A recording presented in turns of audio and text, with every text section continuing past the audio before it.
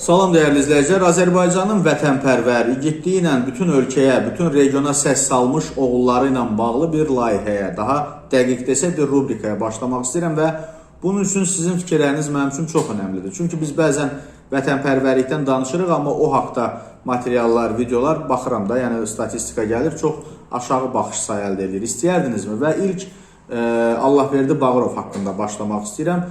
Və o qəhrəmanlarımız haqqında çoxlarınızın bilmədiyi maraqlı faktları belə deyək, istəyirəm sizə təqdim edeyim. Məsələn, Allahverdi Bağırov haqqında bir məlumatı deyəcəm. Əslən Qubadlı rayonundandır, amma ölkə demək olar ki 99% onun Ağdamdan olduğunu bilir, amma əslən Qubadlı rayonundandır və 7 bacıdan sonra dünyaya gəlib. Bir maraqlı fakt da deyim, yəni bu kimi faktları təqdim edəcəm. Allahverdi Bağırov üçün deməli Şəhidlər Xiyabanında Bakıda məzar qazılır və o isə belə qərara gəlinir ki, Ağdamda qardaşı Eldar Bağırovun yanında dəfn edilsin və səhəri günü Azərbaycanın digər milli qəhrəmanı Çingiz Mustafayev məhz həmin Allahverdi Bağırov üçün qazılmış məzarda dəfn edilir. Bax, bu kimi faktlar və onların gənclik illəri və digər və s. və ilaxır.